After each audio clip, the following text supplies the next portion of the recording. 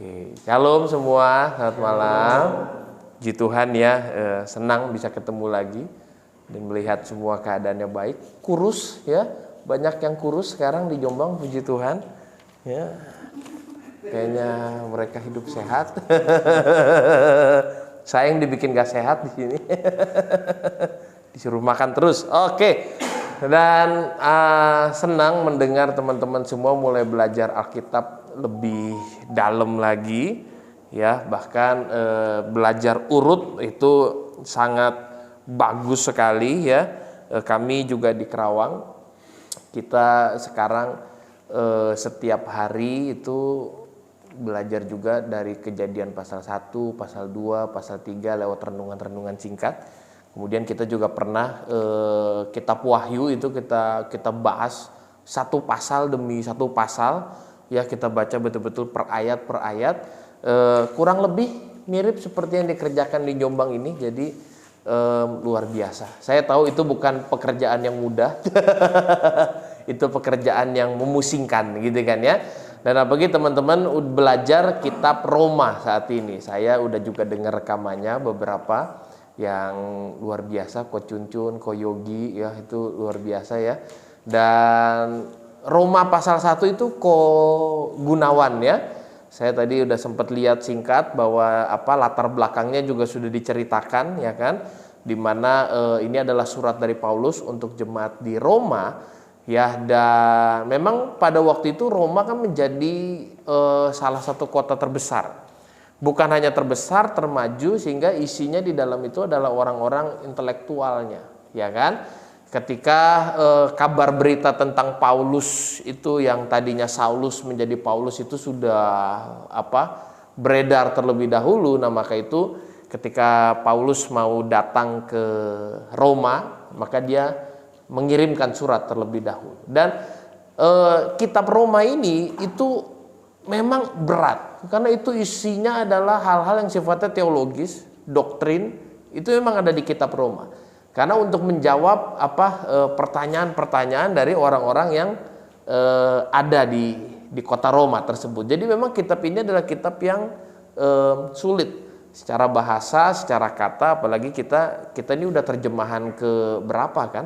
Itu kan dimulai dari Yunani terlebih dahulu, kemudian diterjemahkan sampai ke Indonesia. Makanya kalau kita mau belajar betul-betul Alkitab berdasarkan teks, ya, nggak bisa cukup hanya satu terjemahan saja, ya, harus ada terjemahan yang lain yang untuk menolong kita untuk bisa memahami. Nah, itulah sedikit cerita ketika kita bertanya, kok kitab Roma ini berat banget gitu kan ya, pembahasannya selalu pembahasan yang bikin pusing ya. Memang karena isi dari kitab Roma ini lebih banyak unsur teologis dan doktrinalnya. Oke, nah sekarang kita masuk ke pasal yang ke-6.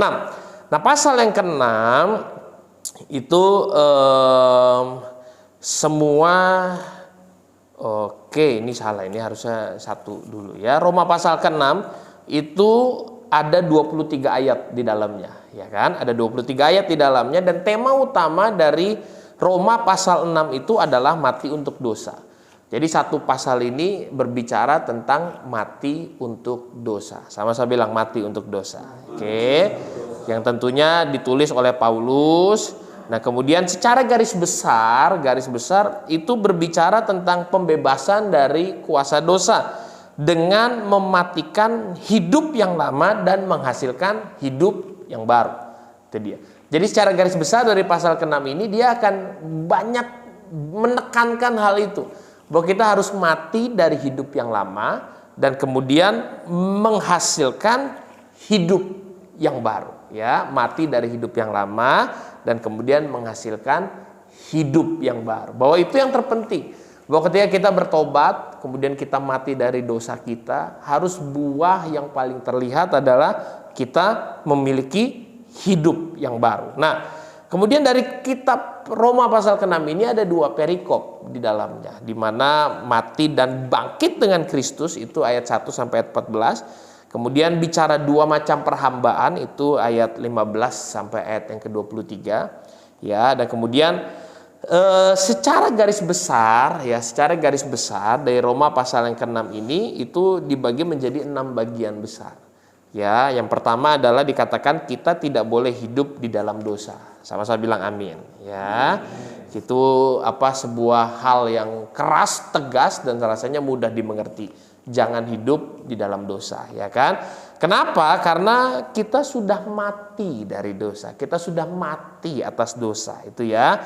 Kemudian bagian berikutnya dihubungkan mengenai tentang baptisan. Nanti baptisan juga akan disinggung di Roma pasal ke-6 ini. Seperti yang ditunjukkan melalui baptisan kita. Jadi ternyata kita ini baptis itu bukan sekedar sesuatu yang ya udah karena Kristen baptis, tapi ada sesuatu yang ditunjukkan lewat itu. Nah, doktrin tentang baptis ada juga nanti di Roma pasal 6 gitu kan. Kemudian kiranya dosa tidak lagi memerintah atas kita gitu ya. Nah, dosa tidak memerintah atas kita. Kenapa?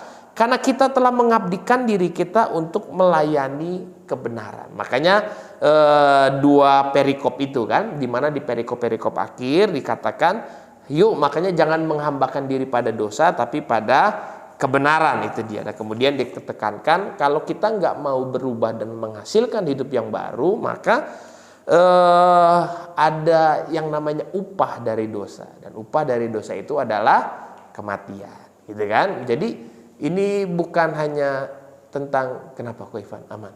Oh, kirain kode-kode. Jadi ini bukan hanya tentang persoalan hidup di bumi yang lagi berita ini yang dibawa oleh Paulus. Nah, kurang lebih itu garis besar awal mengenai Roma pasal 6 ini. Udah pusing teman-teman? Si aman ya. Oke.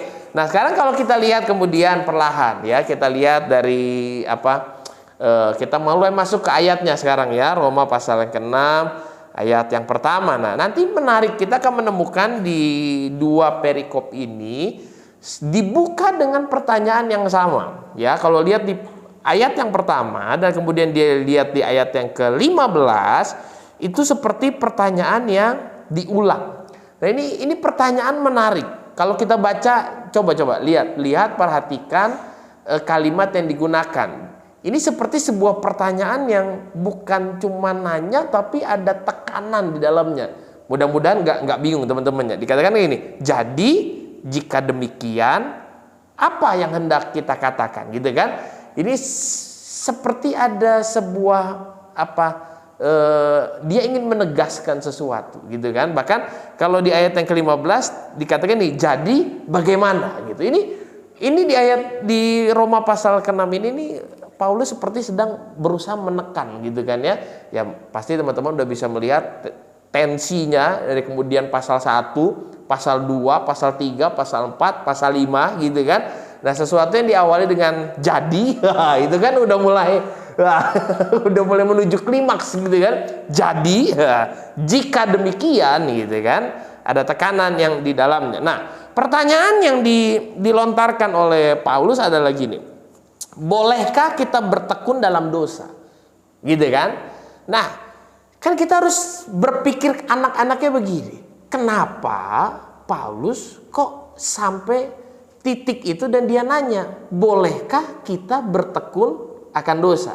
Karena ternyata selain di situ menjadi perdebatan kan, di mana pelajaran Paulus yang mengenai kasih karunia, ternyata ada isu yang muncul toh. Ya, isu yang muncul adalah supaya kasih karunia semakin bertambah. Kan isunya berarti di situ kan. Mulai ada orang yang berkata, ya seperti yang kita mungkin banyak sering dengar dan diskusikan. Jadi boleh dong buat dosa, kan ada kasih karunia. Jadi makin kita berdosa, makin kasih karunia Tuhan bertambah atas kita. Isunya di situ kan. Perdebatan utamanya tuh itu. Gitu loh di Roma pasal yang ke-6 ini. Nah, tapi kemudian Paulus memberikan jawaban yang tegas. Jawabannya udah tegas. Jawabannya adalah sekali-kali tidak. Nah, itu jawaban dari Paulus. Jadi ke dalam pertanyaannya, bolehkah kita bertekun dalam dosa? Tentu tidak. Paulus di sini posisinya jelas, dia tidak mentolerir dosa. Dia tidak mentolerir hidup dalam dosa, gitu kan? Artinya, Paulus sedang menyerang orang-orang yang kalau kamu berkata supaya makin bertambah kasih karunia maka hiduplah dalam dosa, itu berarti oknum kasih karunia, gitu kan? Nah, itu dia sedang menyerang oknum. Jadi tenang, oknum dari dulu udah ada. Bilang kanan kiri, oknum dari dulu udah ada, gitu. Gak usah kaget wah kenapa perdebatan ini sekarang? Enggak, dari dulu sudah terjadi juga perdebatan itu kan. Nah, dikatakan gini, sekali-kali tidak, ayat yang kedua, bukankah kita telah mati bagi dosa? Statementnya kan jelas kan, kita telah mati bagi dosa. Jadi ketika Roma pasal 6 ayat kedua ini berkata, bagaimanakah kita masih dapat hidup di dalamnya? Berarti kan gini, kita telah mati bagi dosa dan sekarang ini kita telah hidup bagi siapa? Bagi Kristus dong. Kan tekanannya di situ kan.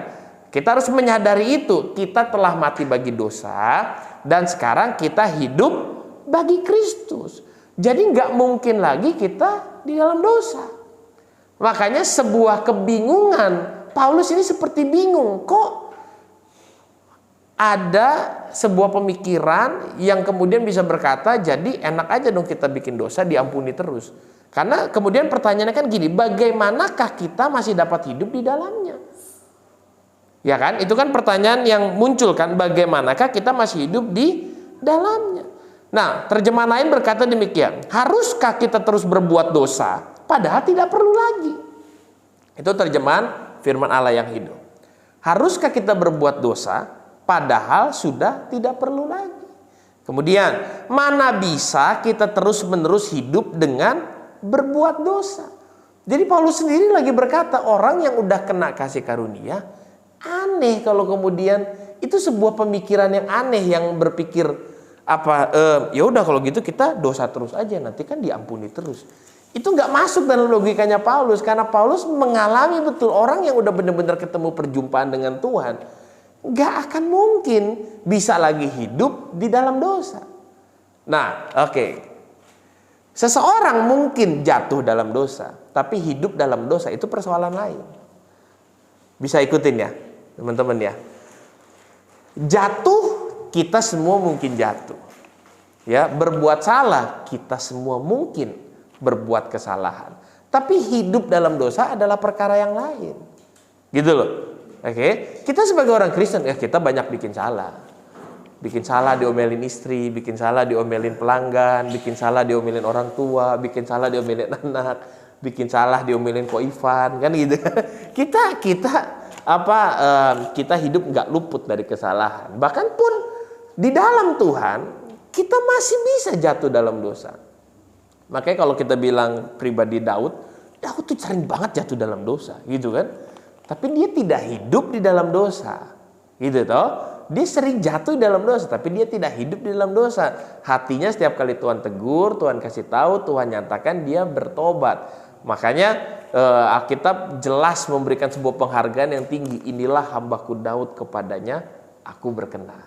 Gitu kan? Jadi jangan juga kita berpikir, wah saya harus hidup tanpa bikin salah. Enggak, bikin salah yang banyak.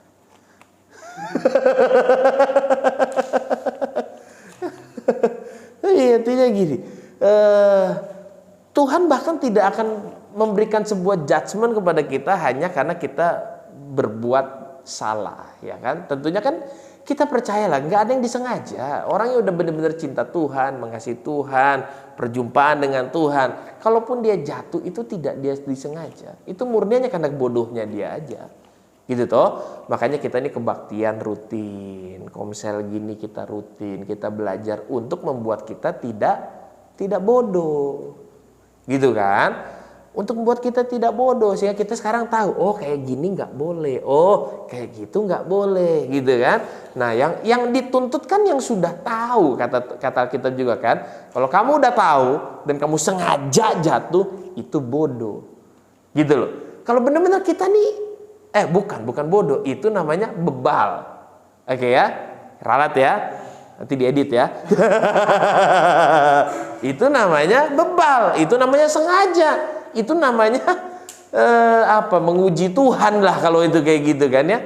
Tapi kalau misalnya gini, kita betul-betul nggak tahu, kita tulus, kita polos, kita bodoh. Dan kemudian akhirnya kita dengan bahasa apa? Mungkin jatuh atau melakukan kesalahan. Di situ tersedia kasih karunia. Pertolongan Tuhan akan datang kepada kita. Tuhan akan ngajarin kita. Tuhan mungkin nggak, saya maafin kamu, enggak, Tuhan kelepak. Ibaratnya gitu toh, ya kan? Disitulah nanti Tuhan akan bilang, harusnya nggak begitu. oh iya Tuhan, oke saya nurut Tuhan. Itu loh. Jadi nggak ada orang yang kecuali oknum ya. Tapi saya juga nggak langka, belum pernah sampai hari ini menemukan benar-benar oknum yang berkata, saya mah pengen hidup dalam dosa terus aja, nanti Tuhan ampuni saya. Hampir nggak pernah. Iya. Orang yang udah kesentuh kasih karunia, kesentuh cintanya Tuhan, mereka betul keinginan dari dalamnya juga ingin berubah kok, gitu kan ya. Oke, aman sampai sini aman? Aman. Nah itu kan perdebatan yang terjadi di awalnya. Nah kemudian ketika masuk ke ayat yang ketiga, maka mulailah diarahkan kepada baptisan. Atau tidak tahukah kamu bahwa kita semua yang telah dibaptis dalam Kristus telah dibaptis dalam kematian, gitu toh. Makanya ternyata baptisan itu ada yang namanya dalam air, ya kan? Ada yang namanya dalam api. Dalam api yang itu lewat apa? Lewat Roh Kudus, gitu kan ya. Nah, kemudian ada yang namanya di dalam Kristus. Bahwa kita semua telah dibaptis di dalam Kristus. Dibaptis di dalam Kristus artinya apa? Dibaptis di dalam kematiannya. Itu dia. Nah, dengan demikian kita telah dikuburkan bersama-sama dengan Dia oleh baptisan dalam kematian. Wah, ini sebuah hal tersendiri, baptisan dalam kematian, gitu kan?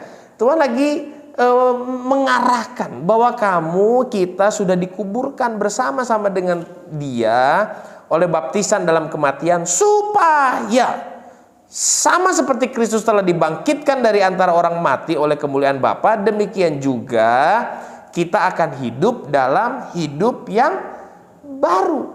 Makanya diarahkan ke dalam baptisan karena kamu sudah mati dari hidup yang lama dan sekarang kamu bangkit dan kemudian punya hidup yang baru. Nah, prinsip baptis kan berarti kan gini, mati, dikubur, bangkit. Itu prinsip baptis toh, mati, dikubur, bangkit. Kita masuk dalam air kalau baptis Islam gitu kan, dan kemudian keluar dari air kita bersih lagi. Kita hidup yang baru. Semua manusia lama kita sudah dikuburkan, tertinggal di dalam air, gitu kan ya. Nah, kalau kita perhatikan ayat yang ketujuh. Nah, ayat yang ketujuh kita boleh baca deh sama-sama yuk. Roma pasal 6 ayat yang ketujuh. 1, 2, 3. Sebab siapa yang telah mati, ia telah bebas dari dosa. Siapa yang telah mati, ia telah bebas dari dosa. Coba tanyakan lagi, kamu udah mati belum? Ya, ini apa kalimat statement yang kuat ya. Tujuan baptis itu menyadarkan manusia bahwa siapa yang telah mati, ia telah bebas. Jadi bebasnya kita itu memang ya dari kematian, dan bukan cuma kematian Kristus, kitanya juga harus mati. Lu, ya, di sini mau bebas, ya mati. Makanya orang kalau nggak mau mati nggak bebas-bebas. Termasuk dalam semua aplikasi kehidupan, implikasi kehidupan ya ini prinsipnya. Kalau mengalami kebebasan jiwa, kebebasan pikiran, asam lambung normal, tekanan darah bagus ya harus mati. Kalau egonya belum mati, harga diri masih yang utama ya akan susah mengalami kebebasan di hatinya. Gampang jengkel, kesel, sebel, marah, susah untuk ngomong ya udah nggak apa-apa. Coba usap dada. Nah, ya udah. Nah, untuk itu ya harus belajar mati. Makanya benar-benar saya makin kesini ya, saya ya puji Tuhan lah, lagi menikmati cara hidup seperti ini. Betul, udah mati aja. Ketika mati akhirnya kita tuh bisa betul-betul ngikutin Tuhan, enak. Bahkan beberapa hari yang lalu ngobrol sama Fandi juga, kita bisa nikmatin hari demi hari. Kita bisa benar-benar membuat perencanaan jauh ke depan, tapi apapun terjadi di depan pun nggak menjadi sesuatu yang menakutkan buat kita. Kita bisa nikmatin setiap harinya. Ayo, sekarang kita bisa nggak nikmati setiap hari kita? Atau yang gawat kan gini, seperti hari ini kita hidup berjuang buat hari esok. Tapi begitu besok kita hidup berjuang lagi buat hari esok. Ya setiap hari berjuang terus, kasihan juga kan. Itu yang bikin stres, makanya skincare laku banyak ya. Semua berpikir hidup buat esok sampai nggak menikmati hari-hari ini bersama dengan Tuhannya. Padahal Tuhan bilangnya apa? Kesusahan hari ini cukup buat hari ini. Nikmati aja. Nanti besok ada lagi kesusahannya sendiri, gitu toh ya kan? Nah, yuk lanjut. Biar nggak terlalu kemana-mana ya. Menyadarkan manusia bahwa siapa telah mati, dia telah bebas. Bebas dari apa? Ya, ayat ke-7 itu kalau kita lihat beberapa terjemahan itu jelas dikatakan, ada yang dibilang begini, bebas dari dosa, kemudian ada bebas dari bujukan dosa. Ya, bebas dari kuasa dosa, bebas juga dari godaan dosa. Jadi juga kita nggak bisa bilang, ya habis godaannya berat, Pak. Nggak bisa. Bahkan kalau kita sudah menghidupi prinsip ini, digoda pun kita bebas. Kita punya kekuatan untuk melawan godaan itu. Oke? Nah, itulah bagian pertama dari Roma pasal yang ke-6. Ya, dari ayat 1 sampai ayat yang ke-14 ya, itu lagi berbicara tentang itu. Pokoknya tubuhmu sudah mati untuk dosa dan sekarang hidup buat Kristus, buat kebenaran. Lagi mau menjelaskan tentang itu. Oke. Nah, kemudian bagian kedua dari Roma pasal ke-6 ini bicara tentang, kemudian dianalogikan lagi dua macam perhambaan. Tadi kan analogi pertama adalah mati, dikubur, dan sekarang kamu bangkit dengan hidup yang baru, gitu toh. Nah, kemudian dilanjutkan lagi dua macam perhambaan, itu ada di ayat 15 sampai ayat yang ke-23 di mana dikatakan ini. Jadi bagaimana? Apakah kita akan berbuat dosa karena kita tidak berada di bawah hukum Taurat, tetapi di bawah kasih karunia? Jawabannya sama, sekali-kali tidak. Apakah kamu tidak tahu bahwa apabila kamu menyerahkan tubuhmu kepada seseorang sebagai hamba untuk menaatinya, kamu adalah hamba orang itu yang harus kamu taati, baik dalam dosa yang memimpin kamu kepada kematian maupun dalam ketaatan yang memimpin kamu kepada kebenaran. Ya, ada dosa yang memimpinnya kepada kematian, atau kita mau taat yang memimpin kita kepada kebenaran. Saya berdoa tentunya kita semua hidup di sini menuju kepada kebenaran. Amin. Tetapi syukurlah kepada Allah. Dahulu memang kamu hamba dosa, tetapi sekarang kamu dengan segenap hati, kata Alkitab, telah mentaati pengajaran yang telah diteruskan kepadamu. Kamu telah dimerdekakan dari dosa dan menjadi hamba kebenaran. Aku mengatakan hal ini secara manusia karena kelemahan kamu, sebab sama seperti kamu telah menyerahkan anggota tubuh menjadi hamba kebenaran dan kedurhakaan yang bawa kamu kepada kedurhakaan, demikian hal kamu sekarang harus menyerahkan anggota tubuhmu menjadi hamba kebenaran dan membawa kamu kepada pengudusan. Pusing ya bacanya ya. Ini bahasa teologis yang memang cukup tinggi gitu ya. Jadi pusing gitu ya. Tapi sederhananya adalah begini. Ini lagi ingin menjelaskan tentang status kita saat ini. Status kita saat ini adalah dulu kita budak dosa. Setuju semua ya? Nah, kemudian oleh pengorbanan Tuhan Yesus Kristus di atas kayu salib kita ditebus.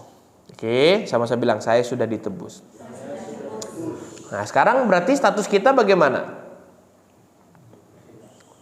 Dulu kita budak dosa, terus sekarang kita sudah ditebus oleh pengorbanan Tuhan Yesus. Sebentar lagi Jumat Agung dan Paskah. Berarti sekarang status kita? Nah, itu jawaban yang umum terpikir. Merdeka. Tapi sebetulnya kalau kita berdasarkan Roma pasal 6, kita tidak merdeka. Kita sekarang jadi budaknya Kristus. Logika sederhananya seperti itu. Nangkep nggak? Ini kan seperti jual beli budak aja. Dulu pemilik kita adalah dosa. Nah, kemudian Kristus datang, hadir dan berkata, aku beli dia, kau minta berapa harganya?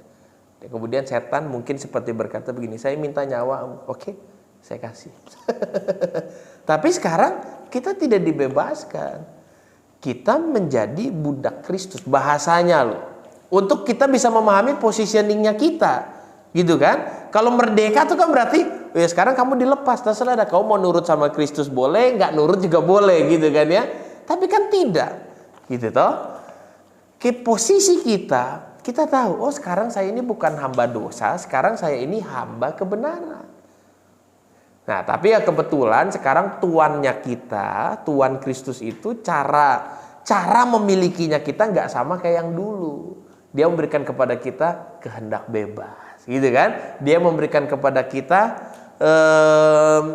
Dia nggak mengintimidasi kita, dia nggak menakut-nakuti kita, tapi dia membebaskan kita dari rasa takut, gitu kan? Dia Tuhan yang berbeda dengan Tuhan kita yang dahulu di mana dosa itu.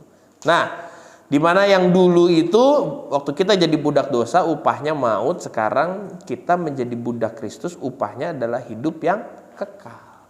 Gitu kan? Kalau dulu itu buahnya cemar, durhaka, malu, tapi semakin kita mentaati Kristus, buahnya kita jelas, buahnya kita adalah kebenaran dan pengudusan.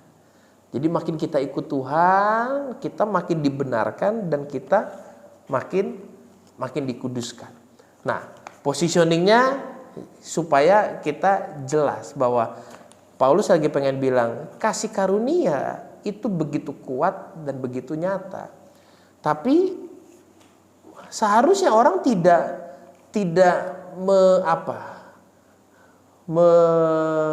menyelewengkan kasih karunia itu, karena ketika orang betul-betul berjumpa dengan Kristus, ya tadi dianalogikan, yang pertama dibaptis, dia mati, dikubur, dia bangkit bersama dengan Kristus. Dan kemudian dia dulu budak dosa, ditebus, dan dia sekarang memberikan dirinya sebagai hamba daripada kebenaran.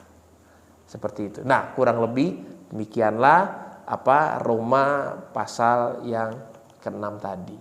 Seperti itu secara garis besar dan secara dari 23 ayat yang ada di sana. Oke. Sekarang kita bukan hamba dosa, tapi kita adalah hamba kebenaran. Nah, lanjut. Aman, lanjut. Ya. Nah, sederhananya begini. Kenapa dikatakan kita menyerahkan diri? Ya kan? Karena ternyata memang kendalinya kan tetap ada pada kita. Nah, yang mungkin memudahkan kita adalah kalau kita melihat saya sedikit lupa alamatnya, tapi 2 Yohanes yang berbicara tentang keinginan. Nah, keinginan. 1 Yohanes 2 ayat 16 ya. Supaya kita bisa lebih sederhana lagi, apa maksudnya saya bukan hamba dosa dan sekarang saya hamba kebenaran. Dosa kan terlalu luas ya. Ya, dosa terlalu luas. Saya yakin di sini mungkin kalau dosa-dosa besar kita udah aman lah ya gitu ya. Yang gawat kan dosa yang sifatnya laten nih, tersembunyi, terselubung. Gitu kan, itu kan yang kita perlu beri perhatian kan. Kalau dosa-dosa selingkuh kayaknya di sini aman lah, di sini gak ada yang selingkuh kayaknya ya. Nah, dosa yang berat-berat mah kayaknya enggak lagi, narkoba juga enggak kayaknya kan, apa gitu kan. Nah, 1 Yohanes 2, dosa yang laten itu yang betul-betul justru sebetulnya kita harus betul-betul menang di dalamnya dan menghambakan diri kepada Kristus. Berarti kan kebalikannya kan. 1 Yohanes 2 ayat 16 kita berkata, sebab semua yang ada di dalam dunia, yaitu keinginan daging, keinginan mata, serta keangkuhan hidup bukan berasal dari Bapa melainkan dari dunia. Berarti kan kalau kita sekarang udah berasal dari Bapa, 3 hal ini nggak boleh ada dari kita. Keinginan daging, keinginan mata, keangkuhan hidup. Dan Alkitab jelas berkata dunia ini sedang lenyap dengan keinginannya, tetapi orang yang melakukan kehendak Allah tetap hidup selama-lamanya. Nah, orang yang jadi budak dosa, 3 keinginan ini dia lakoni betul-betul. Tapi orang yang menjadi budak kebenaran, menjadi hamba kebenaran, hidupnya melakukan kehendak Allah. Nah, saya yakin mengenai kehendak Allah kita nggak perlu bahas banyak, kita juga pasti sudah bisa tahu ya. Tapi mari coba kita lihat satu-satu mengenai keinginan ini. Keinginan daging, keinginan mata, keangkuhan hidup. Kira-kira itu apa sih gitu kan? Nah, satu-satu. Keinginan daging dahulu yuk. Keinginan daging, Alkitab berkata demikian. Keinginan daging adalah keinginan yang muncul dari dalam. Segala keinginan jahat yang berasal dari badan kita. Itu keinginan daging tuh. Keinginan jahat yang berasal dari badan kita, dari tubuh. Nah, tubuh manusia ini selalu akan memunculkan setidaknya dua hal. Ya kan? Pertama adalah rasa lapar, ya kan? Rasa lapar, dan kemudian adalah hasrat seksual. Dua itu. Ya, itu yang majornya gitu kan. Nah, pokoknya segala macam keinginan yang muncul dari dalam itu pengen kita paksakan harus terpenuhi, harus terpuaskan. Dan ketika tidak terpenuhi, terpuaskan, kita menjadi marah, kita kemudian menjadi lepas kendali, tidak bisa menguasai diri. Nah, itu adalah keinginan daging. Segala yang muncul dari dalam. Makanya harus dipotong dengan kata cukup. Cukupkan diri dengan apa yang ada. Gitu kan? Kuasai diri dan cukupkan diri kita dengan apa yang ada. Jangan sampai badan kita ini ya menguasai kita. Semua yang muncul dari badan kita menguasai kita. Kita nggak boleh dikuasai oleh tubuh kita. Oke? Ya, jangan hidup dikuasai oleh tubuh ini. Tapi kita harus bisa berkata cukup kepada tubuh kita bahkan. Itu keinginan daging sederhananya. Nah, kemudian keinginan mata. Keinginan mata adalah demikian. Keinginan untuk memiliki apa yang kita lihat dengan mata. Nah, itu keinginan mata. Apa bahasa Jawanya? Kalau bahasa Jakartanya apa? Lupa juga saya tuh. Ngelihat apa kepengen gitu. Lapar mata gitu kan ya. Kemaruk gitu ya. Wah, lihat ini kepengen. Tapi mungkin dulu ini tipis-tipis, tapi sekarang ini peperangan besar loh. Keinginan mata ini peperangan besar. Dunia digital saat ini, betul kan? Ini peperangan besar. Semua dimulai dengan mata kan, lihat. Video, gambar, foto. Kita belum ngerasain makan aja, baru lihat aja seperti udah terasa gitu kan ya. Nah, hati-hati dengan keinginan mata. Pengen lihat keinginan mata ini kuat atau tidak di hidup kita, caranya cukup sederhana. Lihat wishlist dan keranjang di itu Tokopedia, Shopee. Masuk. Nah, semuanya tuh. Dan itu menjadi beban buat seseorang. Ini mungkin kita yang nggak terlalu hidup di dalam situ, kita bisa aman kok. Tapi ada orang yang sampai akhirnya betul-betul mengganggu hidupnya loh. Keinginan mata ini. Entah dia punya keinginan begitu rupa dan gua harus dapat. Kalau nggak dapat, dia merasa hidupnya gagal atau nggak baik, stres dan yang lain semua. Hubungan rumah tangga banyak rusak gara-gara ini. Ya, kebanyakan ngeliatin orang jalan-jalan, liburan, belanja ini itu dan yang lain semua nih. Seorang istri anggaplah gitu yang liatin. Begitu ngeliat suaminya di samping, pengen ditimpuk langsung. Itu bisa tiba-tiba berantem loh. Itu bisa tiba-tiba berantem. Iya, dia tiba-tiba merasa tidak puas dengan suaminya, seakan-akan suaminya, kamu tuh ya apa? Karena dia melihat orang lain dengan suaminya, dengan rumah tangga dan keluarga, padahal tadinya nggak ada masalah. Dan itu banyak terjadi. Padahal tadinya nggak ada masalah nih, suaminya gendut, suaminya berantakan, gitu kan? Dia lihat orang, kalau jalan-jalan foto bagus bajunya ini dan yang lain, begitu dia tengok kanan, kita tengok kiri atau tengok kanan, lagi kutangan, lagi garuk-garuk perut lagi. Wah, itu terjadi. Wah, betapa banyak juga rumah tangga yang. Makanya saya mempercayai begini, kalau kita bisa menang dari keinginan mata, ya, kita akan bisa menemukan secara otomatis ternyata banyak masalah-masalah kita yang hilang loh. Yang ternyata itu bukan masalah, itu terjadi hanya karena mata kita melihat ke arah yang lain aja. Keinginan itu membuat seakan-akan akhirnya kita nggak puas dengan hidup kita, nggak cukup, ini salah, itu salah. Ketika kita mulai mematahkan keinginan mata itu, saya nggak harus memiliki semua yang saya lihat gitu. Itu nggak penting. Yang penting sekarang adalah saya mentaati dan melakukan kehendak Tuhan. Ternyata kita bisa mensyukur, hidup saya ternyata tidak seburuk yang saya kira. Hidup saya ternyata tidak sejelek yang saya pikirkan. Nah, keinginan mata ini kita perlu perhatikan. Makanya saya cukup menyarankan kepada beberapa orang, kalau emang kamu nggak kuat, udah nggak usah main media sosial. Iya, ada orang yang ternyata nggak kuat mentalnya gitu kan. Iya, udah nggak usah follow orang, nggak usah ini apa, puasain aja. Coba puasa sosial media itu kan berarti kita puasa ngepohin hidup orang kan gitu kan. Nah, sebenarnya dibalik kita ketika lihat ini promo ini, itu nggak terlalu menarik. Yang lebih menarik apa, kita ngelihat status orang kan, dia lagi ngapain lagi, wah lagi di mana apa dan yang lain. Ada baiknya, tapi kita harus tahu kalau ketika itu udah mulai mengganggu kita harus mulai kalahkan keinginan mata ini. Ya, keinginan daging yang berasal dari dalam, keinginan mata ingin memiliki apa yang kita lihat dengan mata. Kemudian keinginan daging, keinginan mata, keangkuhan hidup sekarang kan ya. Keangkuhan hidup, Alkitab berkata begini, perasaan sombong karena apa yang kita miliki. Itu keangkuhan hidup. Dengan apa yang kita miliki. Nah, yang kita miliki bisa banyak. Kita bisa miliki semua yang kita miliki bisa menjadi jerat. Bukan yang tidak kita miliki, yang kita miliki bisa jadi jerat.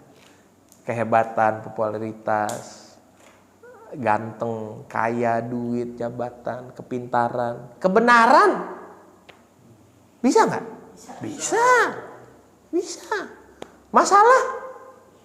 Bisa. Kesengsaraan? Bisa. Pokoknya apa yang dia miliki kesengsaraan, dia angkuh karena kesengsaraannya. Ada juga. Nah, prinsipnya kan ternyata angkuh ya. Nanti coba ambil satu waktu belajar tentang apa sih angkuh itu apa. Pokoknya sederhananya gini lah, orang angkuh tuh nggak bisa menerima dengar orang lain tuh nggak mau gitu loh. Itu keangkuhan tuh kan selalu di situ kan. Makanya kalau orang begini, orang susah terus lagi berdiskusi, aku susah, saya juga susah, oh saya lebih susah lagi. Nah itu udah susah angkuh lah gitu kan ya. Kasihan tuh yang kayak begitu. Tapi kita mungkin pernah menemukan itu kan. Makanya saya sekarang makin kesini makin jadi orang yang malas debat saya. Jadi kalau ada orang mulai ketemu orang yang saya begini, oke. Ya udah, saya nggak perlu kemudian menunjukkan bahwa saya lebih dari kamu loh. Ya udah, oke, kamu susah. Ya udah.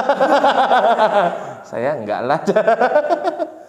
Makanya gini. Menepuk diri sendiri dan berkata, kamu ini biasa aja. Itu latihan kerendahan hati loh. Iya, biasa aja. Kalau kita tuh selalu memposisikan diri menjadi hamba gitu kan ya, biasa aja. Artinya kita belajar tadi tuh yang di mana Roma 6 sampaikan, mati. Artinya udah pernah lihat orang mati kan? Pernah toh pasti kan, pernah lihat orang mati.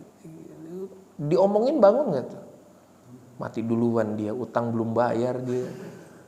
Bangun gak dia? Lu jaga mulut lu ya, jangan sembarangan lu. Kalau ada kayak gitu berarti namanya pura-pura mati. Jadi sekarang tergantung kita lagunya mau bagaimana. Kita mau nyanyinya ku telah mati, atau mau nyanyinya pura-pura mati. Ya kan? Kalau pura-pura mati ya ternyata ya hari-hari ini cukup sedih, tapi ya kita koreksi diri, saya ini sebenarnya udah mati betul atau pura-pura mati. Nah, semua ujiannya tuh bukan soal ke gereja dan tidak ke gereja. Nah, itu mudah sekali. Ujiannya adalah ketika disentuh nih salah satu dari ketiga keinginan ini. Disentuh keangkuhan kita, keinginan kita, gitu kan, ego kita dalam ketika ini disentuh, respon kita bagaimana? Ya, itulah yang Roma pasal 6 tadi. Jangan menghambakan diri pada dosa. Dosa mesti kita patahin. Nah, sederhananya dosa itu ya 3 tadi tuh sebagai penyakit kita. Keinginan mata, keinginan daging, Gangguan hidup. Oke. Nah, udah cukup lama belum rekamannya atau masih kurang? Satu lagi. Oke ya. Karena kan ini kan bicara hamba dosa kan, hamba dosa, dan kemudian sekarang kita mengabdikan diri menjadi hamba kebenaran. Nah, Alkitab kita kan punya banyak sebutan-sebutan kita di Alkitab gitu kan ya, bahwa anak Tuhan, bahwa kita ini anak Tuhan, gitu kan, bahwa kita ini mengasihi Tuhan, gitu kan. Nah, harusnya kita juga mengambil satu waktu ketika kita berkata, saya ini anak Tuhan. Nanya gini, apa yang buat kamu begitu yakin kamu itu anak Tuhan? Ya kamu boleh ngomong anak Tuhan, tapi apa yang buat kamu yakin kan gitu? Karena Alkitab memberikan juga kok hal-hal tentang itu. Nah, sekarang yang saya mau mention adalah dua hal ini. Pertama adalah begini, apakah kita mengasihi Tuhan atau tidak? Ya, apakah semua di sini mengasihi Tuhan? Amin. Nah, tapi kan sekarang pertanyaannya, kenapa kita bisa begitu yakin berkata, saya mengasihi Tuhan? Nah, jawaban-jawaban itu harusnya nggak lagi muncul. Saya Kristen, Pak. Saya pendeta, saya pelayanan dan yang lain semua. Nah, Yohanes 14 ayat ke-21 Alkitab berkata demikian. Barang siapa memegang perintahku dan melakukannya. Jadi bukan cuma pegang perintah Tuhan, tapi melakukannya. Dialah yang mengasihi aku, kata Alkitab. Gitu kan? Jadi yang mengasihi Tuhan, yang layak, yang melewati standar mengasihi Tuhan adalah mereka yang pegang perintah Tuhan dan melakukannya. Kalau cuma megang doang, belum melakukan, belum bisa dibilang mengasihi Tuhan. Gitu kan? Rajin ke gereja, itu baik. Itu hal yang baik. Jangan sampai kita nggak rajin ke gereja, oke? Ya, tapi pun belum masuk kriteria mengasihi Tuhan. Kalau dia ke gereja rajin, tapi kemudian ternyata dalam kehidupannya hari-hari dia tidak melakukan perintah Tuhan, dia belum masuk kategori mengasihi Tuhan. Orang yang mengasihi Tuhan nggak dinilai dari yang nampak justru, tapi dari yang tidak nampak. Yang tidak nampak itu kan Tuhan yang nilai kan. Wah, anak ini melakukan perintahku atau tidak. Oke, nah berikutnya semoga saya nggak salah buka ininya. Oke, 2 Korintus pasal 6 ayat keempat. 2 Korintus pasal yang ke-6 ayat yang keempat. Alkitab berkata, dalam segala hal kami menunjukkan bahwa kami adalah pelayan Allah, hamba kebenaran. Oke, semua kita di sini adalah pelayan-pelayan Tuhan. Amin. Ya, kita sekarang mau jadi hamba kebenaran. Nah, ya, bagaimana kita menunjukkan bahwa kita hamba kebenaran? Alkitab dengan jelas berkata, yaitu menahan dengan penuh kesabaran penderitaan, kesesakan, dan kesukaran. Jadi seorang pelayan dinilai enggak dari performanya di panggung, tapi dari sabarnya. Jadi waktu kita sabar, itu sebenarnya kita sudah melayani Tuhan. Sabar menanggung penderitaan, kesesakan, kesukaran. Nah, terjemahan lain berkata demikian. Kami berusaha membuktikan bahwa kami benar-benar pelayan Allah. Kami menanggung segala macam penderitaan, kesulitan, dan kesusahan dengan sabar. Terjemahan bahasa Indonesia masa kini cukup bagus. Dikatakan begini. Dalam segala hal kami menunjukkan bahwa kami adalah hamba-hamba Allah. Kemudian ini seperti sebuah tantangan. Kamu kasih tahu segala macam kesukaran. Sebab segala macam kesukaran sudah kami derita dengan sabar. Waduh. Kamu ngomong kesusahan jenis apapun, sudah saya derita dengan sabar. Wah, itu pelayan Tuhan. Ya kan? Karena di bagian lain Matius pasal 7 pasti teman-teman tahu lah, di mana ceritanya ada orang yang berdiri di hadapan Tuhan dan berkata, Tuhan, aku bikin mujizat, usir setan, bangkitin orang mati, bla bla bla bla bla bla bla. Kemudian kita berkatanya apa? Pada waktu itu aku akan terus terang sama mereka, aku nggak kenal kamu. Tuhan nggak kenal sama orang-orang yang prestasinya di panggung gereja. Tuhan kenal sama orang-orang yang prestasinya dalam penderitaan. Jadi kalau lagi menderita, berprestasilah. Ya kan? Berprestasinya bagaimana? Berprestasinya adalah sabar. Sederhana kan? Kadang-kadang kita nggak terlalu suka yang sederhana ya. Justru ini kabar baik loh. Artinya siapapun orang Kristen bisa punya nilai yang sama di depan Tuhan. Kita benar-benar berlari dalam perlombaan yang adil. Mau dia pendeta besar, mau pendeta di Ngeluyu sana. Perlombaannya adil. Karena yang Tuhan lihat betul-betul bukan ya secara yang nampak, tapi yang Tuhan lihat ketika kamu dalam penderitaan, sabarnya kamu semana. Itu yang Tuhan lihat. Ya. Jadi makanya kalau orang makin pelayanan makin gak sabar, ada yang keliru kayaknya. Sabar menanggung penderitaan. Maka kita berkata, karena inilah kami dikenal sama Tuhan. Kami dikenal sama Tuhan. Kita berkata dalam 2 Korintus pasal ke-6 tadi.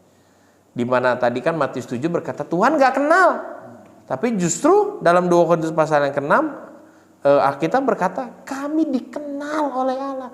Kami menderita gak apa-apa dah, tapi kami dikenal oleh Allah. Jadi penderitaan itu adalah sebetulnya Tuhan lagi mau kenalan sama kita. Gak ada yang amin ya. Tuhan lagi mau kenalan sama kita. Ya kan? Karena perjanjian lama berkali-kali Tuhan mengatakan untuk mengetahui apa yang ada dalam hatimu. Gitu kan? Makanya bangsa itu dibawa dalam padang gurun. Penderitaan adalah cara Tuhan mau kenalan sama kita. Makanya setiap kali berhadapan dengan penderitaan, angkat wajah ke atas dan berkata, mari Tuhan kita lebih saling mengenal lagi. Ya, Tuhan lagi pengen kenal saya, oke Tuhan. Biar Tuhan bisa lihat apa yang ada dalam hatinya saya. Amin, ya, teman-teman ya. Oke, saya rasa cukup di situ. Mudah-mudahan kita bisa memahaminya. Tuhan Yesus memberkati.